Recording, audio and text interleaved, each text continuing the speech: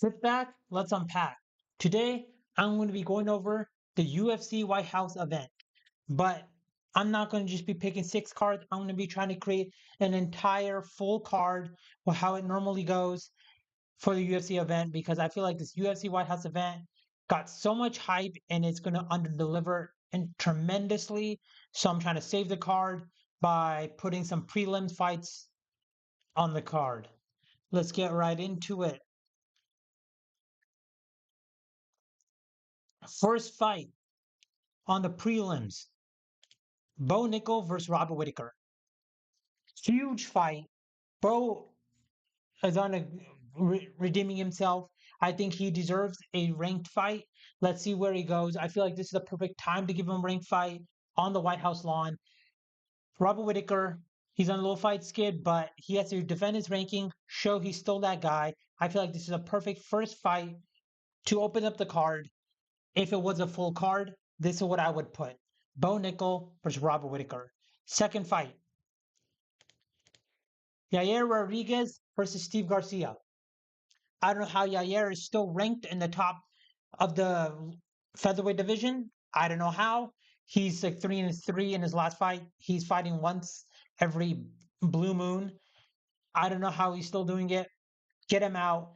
Let him defend his ranking against Steve Garcia. Steve Garcia is on a great win streak. Huge powerhouse, amazing striking, amazing power. I feel like Steve Garcia could walk through Yair Rodriguez. This is the fight to put also on the White House card. Next, Tim Elliott versus Brad Royale. I feel like this is an obvious fight. Tim Elliott just got a good win off Kaya Sakura. Brad Royale fight skid. I feel like I don't want any more rematches.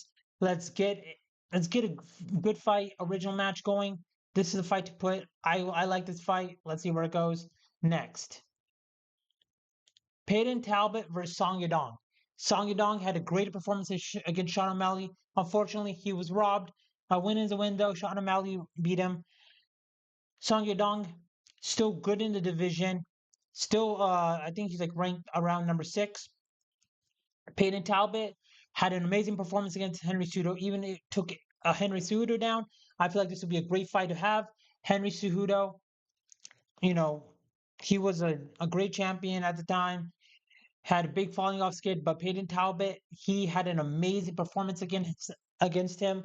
I think Peyton Talbot should be tested. Let's throw him up in the higher rankings. I feel like Song Yadong is that person to give him a good test. I think Peyton Talbot learned a lot from his loss against Ronnie Barcelos. I feel like he's a whole different fighter.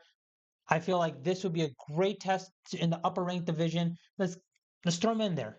Next, Volkan Ozdemir versus Khalil Roundtree. I feel like this is like the only matchup to make at the moment in light heavyweight. Next, Waldo Acosta versus Curtis Blades. Waldo, he doesn't care about the rankings. He just wants to fight and let him fight. Curtis Blades, American, let him defend his ranking on the White House lawn. Waldo Acosta, he's that guy though. He's that guy. Even though the heavyweight division is complete garbage, he's still extremely good. This would be a fun fight to have. Next, Brady versus Bonfim. Brady should not be fighting anyone else but Bonfim. Brady's on a big fight skid. Fight Bonfim. Defend your ranking. If you're that good, you beat Bonfim. If you're not, you're gonna lose. Simple. It's literally the best fight and only fight to make for Brady. No one else should be fighting Bonfim except Brady. Bonfim's on a good win streak. Let him get into the higher rankings. Brady, defend your ranking. Next, Chandler versus Renato. Both talk on the mic. Both are fun. Both are just throwing strikes. Chandler wants the winner of Max Holloway versus Charles Oliveira. Not going to happen. You're not that guy. Renato wants only easy fights. Who's easier than Michael Chandler? He's that guy. Next, Gene Silva versus Aljamain Sterling. Aljo's above Gene Silva in the rankings. This Aljamain is representing America. Perfect fight to make. Aljo versus Gene Silva. I feel like Aljo will demolish and walk through Gene Silva. I feel like Gene Silva does not have that wrestling background. He was getting destroyed in round one against Diego Lopez, but then Diego Lopez decided not to wrestle or grapple anymore and decided to get block every shot with his face, and he got that fluke knockout. Luckily, I'm happy about that. But Aljamain Sterling, I feel like this is the best fight for him for against Gene Silva. And that is your early and regular prelims. Now we get to the main card. Guys, it's not looking hot. It is not looking good. Okay. We got different speculations going on.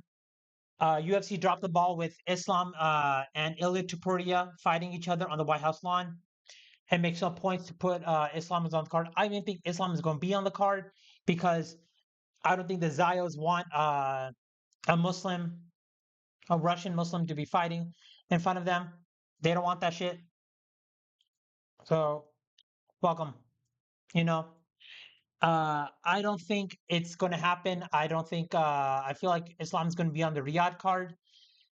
I feel like this card is good. This main card is going to be all talk and it's going to be so underdelivered unless you're casual. Opening, it's going to be Sean O'Malley versus Corey Sandhagen.